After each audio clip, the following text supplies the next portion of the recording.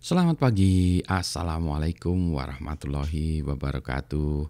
Berjumpa kembali dengan Budi Raharjo di Padepokan Budi Raharjo. Kita mulai dengan ngopi dulu. Bismillahirrahmanirrahim. Sedap. Alhamdulillah bisa dapat kopi enak.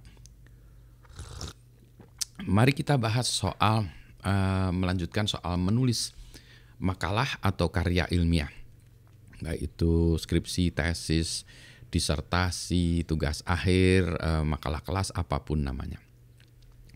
Ada satu hal yang ini ya, yang saya sering ungkapkan beberapa kali kepada mahasiswa, yaitu ketika kita menjelaskan sebuah fakta, maka kita lakukan dia dengan 3 cara. 1, dengan deskripsi. Ya, jadi kita buat kalimat-kalimat cerita, kita narasi bahwa piringan hitam dikembangkan pada tahun sekian gini, kemudian CD dikembangkan tahun berapa, boleh seperti itu. Jadi 1 dengan narasi, deskriptif ya, narasi panjang, tulisan berparagraf-paragraf. Itu yang pertama, cara pertama. Yang kedua, cara kedua adalah dengan cara visualisasi, yaitu dengan menggunakan gambar ya, gambar. Jadi blok diagram ini, diagram ini, diagram ini, diagram ini. Kalau tadi kita menjelaskan sebuah timeline misalnya, sebuah teknologi dikembangkan tahun 1980, teknologi berikutnya tahun 1985 misalnya gitu ya. Kita bisa membuatkan garis timeline 1980, 1985 dan seterusnya, kita buatkan timeline. Sehingga orang dengan cepat melihatnya, oh gitu maksudnya. Tapi kadang dia tidak tahu 1980 itu apa gitu ya. Misalnya kita tulis apa gitu, teknologi ABC, oke. Maka dia akan membaca deskripsinya. Oh, teknologi itu ya. Jadi gambar dan tulisan itu selalu saling sambung menyambung. Tidak boleh ada gambar nggak ada keterangan ya. Jadi ada gambar aja gitu. Terus tidak ada keterangan-keterangan di kalimat sebelum atau sesudahnya gitu ya. Nggak boleh gitu ya. Jadi selalu gambar harus selalu disertai dengan penjelasannya, keterangannya, ceritanya gitu ya. Jadi deskripsi itu selalu harus ada. Nah, gambar ini opsional. Tetapi gambar ini mempercepat proses belajar atau proses pemahaman seseorang. Sehingga gambar itu selalu disukai ya. Bahkan ada orang yang dia cara kerjanya visual. Jadi dia ngeliat gambar dulu, oh maksudnya gini. Kalau dia langsung ngerti, oke, ngerti. Kalau dia enggak, dia baru baca ya. Jadi gitu ya, jadi gambar. Itu cara yang kedua. Cara yang ketiga adalah dengan menggunakan tabel. Ya, tabel. Tadi ya, kalau kita cerita dengan ini ya, teknologi ABC dikembangkan tahun 1980, XYZ tahun 1985. Nah, di dalam tabel kita tinggal buatkan 1980 dikembangkan teknologi ABC oleh siapa?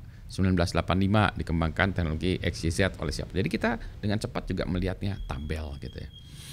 Nah, kalau di dalam kalimat penjelasan tadi harus menggunakan bahasa yang baik dan benar. Bahasa Indonesia yang baik dan benar, bahasa Inggris yang baik dan benar, bahasa Esperanto yang baik dan benar gitu ya.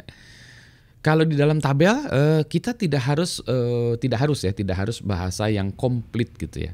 Dia bisa dalam bentuk point form juga boleh ya. Misalnya tadi tabel 1980 teknologi XYZ perusahaan apa, boleh kita ya. Dia boleh. Jadi kita dengan cepat melihatnya itu, oh iya. Hampir kayak kita slide di dalam materi presentasi ya, boleh ditaruhnya dalam bentuk tabel ya. Dan tabel pun bisa dikompres.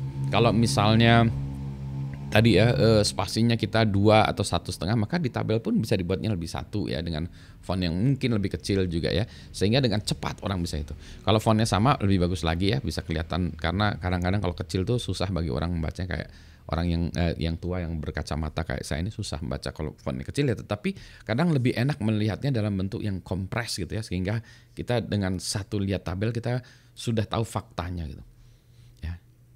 Nah, jadi selalu begitu, sebuah fakta ceritakan dengan 3 cara. Karena kita tidak tahu ya, pembaca kita dia lebih suka atau dia lebih beraliran yang mana, mazhab yang mana. Dia yang suka visual kah, yang dia suka summary dalam bentuk tabel kah, dia yang suka membaca narasinya gitu. Tapi pasti narasi selalu harus ada ya, yang dalam bentuk penjelasan ya, deskripsi itu selalu harus ada gitu ya. Nah yang dua lagi itu optional, tetapi menurut saya sangat disarankan. Apa? Sunamo Akadi gitu ya. Jadi disarankan tuh kenapa? Oh ada banyak manfaatnya. Satu tadi kan kita menceritakan sesuatu untuk pembaca ya, pembacanya biar ngasih nilai bagus, biar pembacanya cepat paham gitu ya. Terus yang kedua menambah jumlah halaman. Itu ya. Kadang saya memberikan tugas kepada mahasiswa, mahasiswanya merasa makalah di saya itu 15 halaman. Wah Pak banyak banget itu. Kalau kamu jelaskannya dengan 3 cara tadi, jadi kan sebetulnya bisa 5 halaman kan ya. Kan 3 cara tadi ya, 3 cara kan bisa 3 kalinya gitu kan ya. Jadi di sisi lain juga memperbanyak jumlah halaman gitu ya. Jeleknya apa? Jeleknya tentu saja ada, yaitu kita harus mikir 3 kali ya menjelaskannya. Kan tidak mudah memang membuat visualisasi, infografis itu tidak mudah ya. Buat tabel pun tidak mudah. Buat narasi pun tidak mudah. Jadi kita harus melakukannya dengan 3 cara yang kemungkinan pun kita tidak lihai, kita tidak ahlinya di bidang 3 cara itu ya. Tetapi menurut saya cobalah dilakukan ya, terus dilakukan dengan cara yang demikian gitu ya. Karena manfaatnya itu jauh lebih banyak daripada kesulitan yang kita hadapi gitu ya. Dan padakala kita sedang membuat sesuatu ya, misalnya kita membuat deskripsi ya, kemudian kita membuat visualisasinya. Dalam visualisasinya, oh iya ya, gini tuh lebih jelas, dengan cara begini lebih jelas ya, lebih clear ya, lebih mudah menjelaskannya. Oke, nah berarti ditulis ulang itu ya tadi deskripsinya. Oh ya ditulis ulang ya, sehingga bisa lebih bagus lagi tulisan kita karena kita menulis kemudian kita membuat diagramnya. Oh lebih runut, atau kadang malah di diagramnya atau di tabelnya. Oh iya tadi saya belum nambahkan ini, masukkan itu di dalam tabelnya, kemudian kita tambahkan di dalam tulisannya. Kan bagus lagi ya. Jadi lakukan itu ya dengan 3 kali. Ya. Ada lagi yang lain, ada misalnya dengan diagram-diagram yang lain. Kalau orang membuat biasanya studi literatur ya, studi literatur kan kita ceritakan peneliti ABC melakukan ini, si Fulan melakukan ini, si Fulanah melakukan ini, gitu ya, terus gitu ya. Gitu ceritakan bisa seperti itu. Kemudian kita buat tabel juga. Kalau yang diagram juga bisa ya, diagram bahwa si penelitian ini menginspirasi penelitian ini segala macam, bisa juga demikian. Gitu ya. Cuma yang itu biasanya lebih kompleks, makan waktu lebih lama dan tidak harus ya. Tapi itu sangat membantu sekali, sangat membantu. Kalau orang jelas ya, kalau orang jelas membaca alur pikiran kita, maka pertanyaannya itu nggak ngawur, ya nggak liar. Yang susah itu kalau kita ujian gitu ya, pertanyaannya liar. Kita meneliti A gitu, yang ditanyainnya Z gitu ya. Jadi menurut Anda gini-gini, itu kayaknya bukan fokus dari penelitian kita ya. Kayak nyambung-nyambung dikit sih, cuma jadi melebar. Nah kita tidak ingin demikian, karena kan kita nelitinya A, paling banter nambahin dikit B lah ya. Tapi kita seputar A. Jadi kalau apapun mau ditanya A ya kita lebih lihai, lebih jagoan daripada yang nanya gitu ya. Jadi kita nggak perlu takut yang itu. Tapi kalau kita menjelaskannya nggak baik, maka pertanyaannya liar, maka kita perlu takut. Jadi itulah ya. Begitu ya.